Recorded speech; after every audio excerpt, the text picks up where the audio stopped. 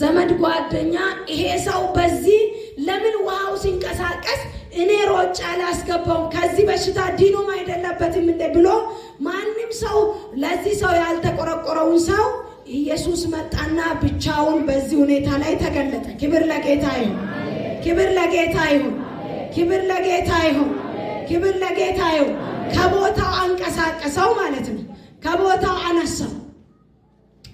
ማንሳት ብቻ አይደለም፣ ሰውየው ከዕለታት አንድ ቀን ቤተ መቅደስ ላይ ነው የተገኘው። ሃሌሉያ!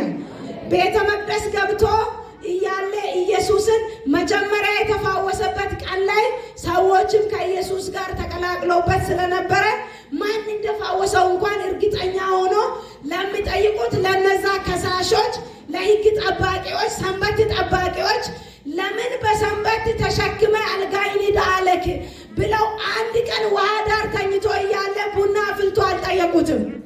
አንድ ቀን ውሃ ዳር ተኝቶ እያለ ዳቦ አልወረወሩለትም። ነገር ግን ኢየሱስ ከታሰረበት እስራት ሲፈታው ክስ አቀረቡ። በሰንበት ይሄንን ማን ነው አሸክሞ ተንቀሳቀስ ያለ? ሽባ መሆኑን እኮ ያውቃሉ። አልጋ ተሸክሞ መንቀሳቀስ መቻል በራሱ ለነሱ መገረሚያ መሆን ነበረበት። ነገር ግን የነሱ ጥያቄ ሕግ ማስጠበቅ ስለሆነ ሰንበት ብቻ ማስጠበቅ ስለሆነ እየከሰሱት ነበር። ኢየሱስ አጋዥ ለሌለው ይረዳል። ኢየሱስ ጠያቂ ለሌለው ይረዳል። ኢየሱስ ክልል ላይ ዞን ላይ ፌደራል ላይ የተለያየ ቦታ ላይ ውጭ ሀገር የተለያየ ቦታ እከሌ አለልኝ ብለው ለማይነግሩት ይረዳል። ኢየሱስ እከሌን ይመካለሁ ብሎ ላልቆሙት ለተራ ሰዎች፣ ለምስኪኖች፣ ለምናምንቴ ከፋንዲ አንስቶ ይረዳል። ጥያቄውን ፈተና ሸኛ። ለነዚያ ጠያቂዎችና ለሚከሱ ሰዎች በራሱ ኢየሱስ ምላሽ ነው። አሜን። እሱ ነው ያዳነኝ አለ። ጉዳዩ ነው እኔ ያዳነኝ እሱ ነው። ሃሌሉያ! ኢየሱስ ያድናል። ስለዚህ ሁለተኛ ምን አልኳችሁ? አጋዥ ለሌለው መፍትሄ ይሆናል። አሜን። ለዚህ ሰው እዛው ነበር የሚከርመው። አልቻለም። ውሃው ሲንቀሳቀስ ሄዶ መግባት ሳሉ እስቲ ባይምሯችሁ ከባድ እኮ ነው። ጌታ ለዘላለም ይባረክ።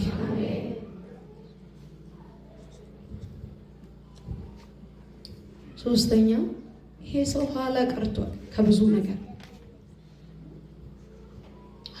ኋላ የቀረ ሰው ነው። ይሄ ውሃ ዳር ተኝቶ ብዙ ጓደኞች ወደፊት ሲሄዱ ብዙ ቤተ ዘመድ የፈለገውን ህይወት ሲኖር ማህበራዊ ኑሮ ሲኖር በሰርግ ሲገኝ በለቅሶ ጓደኛውን ሲቀብር የተለያየ አይነት ሁኔታ ውስጥ ማህበራዊ ነገር ላይ ሲገኝ ቤተ መቅደስ ገብቶ ሲያመልክ ሰውየው ቦታ ሆኜ ነው እኔ እየሰበኩ ያለው።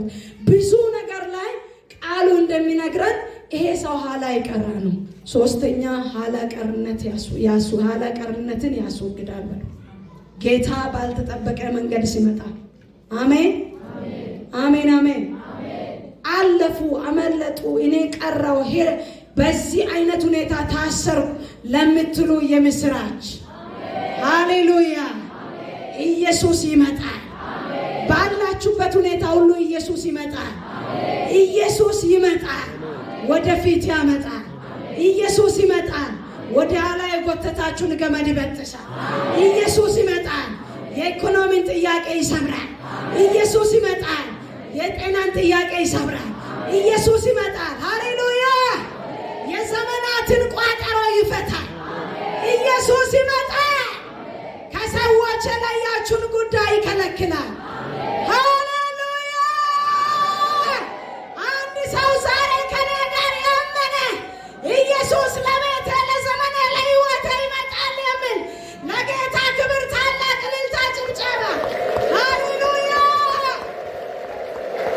እያንዳንዳችን አይተነዋል ጌታን። ኢየሱስ መጥቶ አሜን። በዘመናችን መጥቶ፣ በኑሯችን መጥቶ፣ በጥያቄያችን መጥቶ፣ በትዳራችን መጥቶ፣ በትምህርት መጥቶ፣ በተለያየ መንገድ ጥያቄ የሚሆንን ነገር ገለል ሲያረግ ይሄ ሰው በዚህ ሰው ወደ ዛሬ ወደ እኛ ህይወት ስናመጣ እኛም አቅቶን ወደ ዳር ያመጣናቸው ነገሮች ዳር መተን የተቀመጥናቸው ነገሮች ሊኖሩ ይችላሉ በህይወታችን።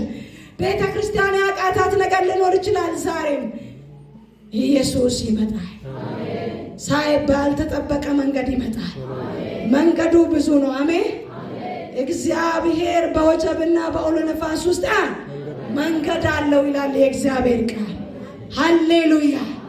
መጣ የኛ ጀግና። ሰውየውን ወደ ኋላ የጎተተውን ገመድ ቆረጠ። ሰውየውን ለዘመናት እዛ ያስተኛውን ጉዳይ በተነ። በአንድ ቃል አወጣና በተነ።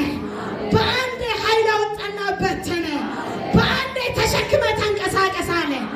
ጉልበቱ ጸና፣ ኃይሉ ጸና።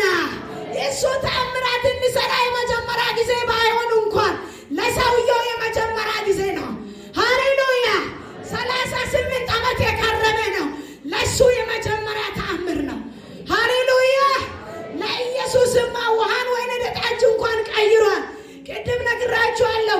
ዮሐንስ ወንጌል ላይ 7 ተአምራቶችን ፈጽመዋል። ልዩ ወንጌል ነው የሚባለው ብያችኋለሁ። ስለዚህ ከነዛ ተአምራቶች ለሱማ እንደ አንዱ ነው። ተራ ነገር ነው። ሙታንንም ቀስቅሷል። ለሱ አይከብደውም። ለሰውየው ግን በሕይወቱ ያልተፈጸመ ተአምር ነው። ዛሬም ይሄ ወንጌል ለኔ ተአምር ነው በሉ እስኪ። ለእያንዳንዳችሁ መንፈስ ቅዱስ የሚተረጉምበት መንገድ ሊኖር ይችላል። ክብር ለጌታ ይሁን። ስለዚህ ሰውየው ተነሳና ብድግ ብሎ ኋላ ቀርነቱ ቀረ። ውሃ ዳር መቆየቱ ቀረ። ሶሻል ጉዳይ ኋላ መሆኑ ቀረ። ቤተ መቅደስ ሳይገባ የቆየው ቀረ።